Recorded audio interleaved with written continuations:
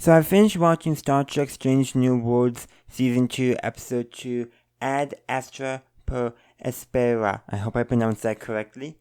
So this episode, it's what probably most of us were expecting Episode 1 to be, the court-martial of Una for being genetically engineered, being an Illyrian. So that's what the episode is about.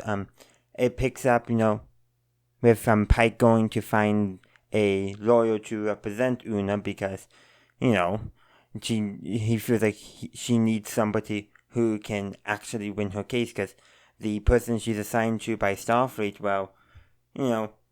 with the one scene he's in, you can tell he's not giving his all. So probably shouldn't really be in that career then if he can't give his all. I mean, Riker in The Measure of a Man did not want to take the case against Data, but he still gave it his all. He still did his best. He didn't just roll over because of all that.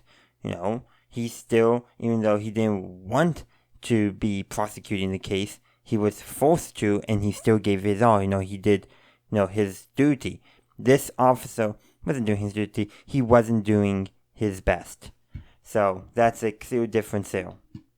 But moving on from that, we get Pike does manage to find a lawyer who the context clue indicates it's a lawyer who's a childhood friend of Una and also an Illyrian who could not pass. That's something they've used multiple times, passing. You often saw this, especially back in American history, where African Americans who looked white could pass as white and thus not be subject to the racial discrimination. They drew that distinct parallel, and I think it was no accident that they decided to cast a black actress to be Una's lawyer for this.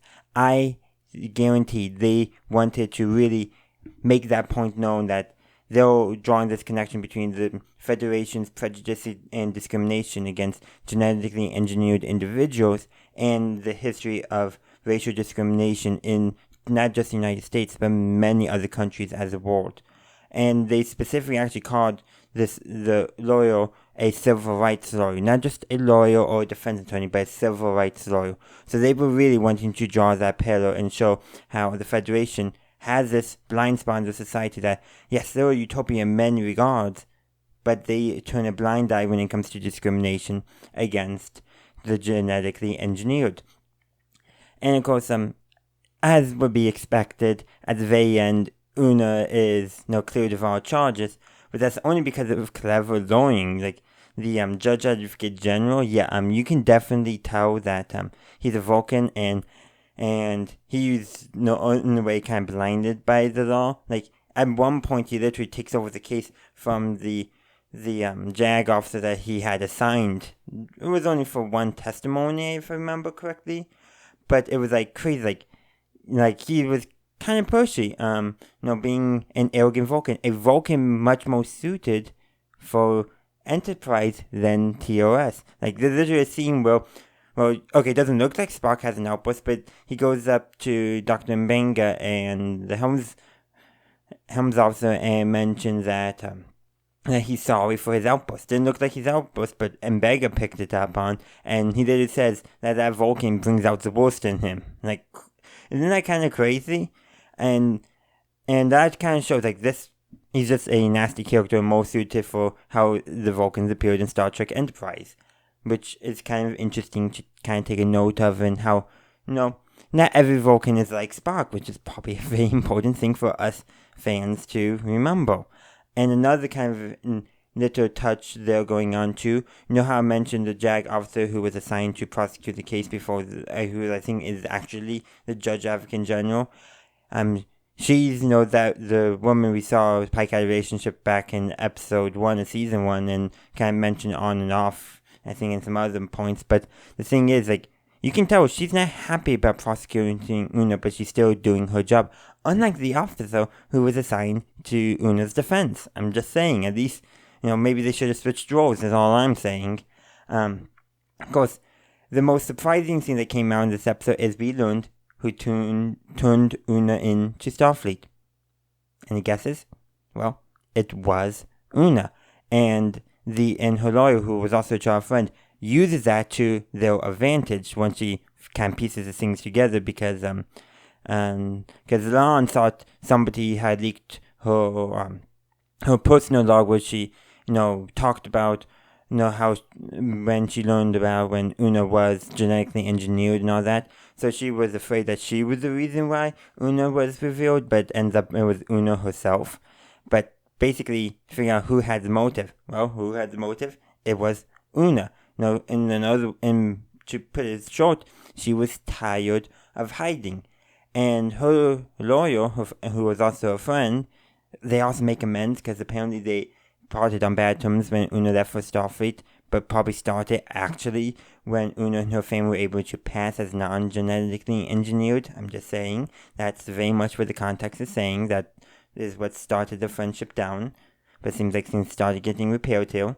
And one kind of nice touch with that is by having Una testify by her own childhood, she was able to literally, and quite smartly, have the prosecution read this one regulation in Starfleet's Code of Military Justice, I think is what they call it. I forget the exact term, but basically the Starfleet regulations, not just Federation law, but kind of talking about the process of asylum.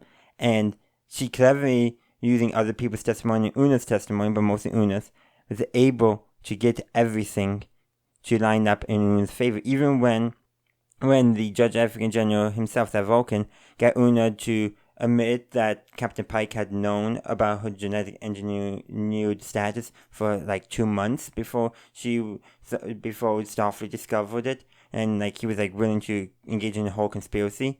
By cleverly pointing out that Una, in a sense, she turned herself in and was granted asylum, not formally, but still the process was done, just not in the formal sense. And this brings in what I think is the only misstep of the episode.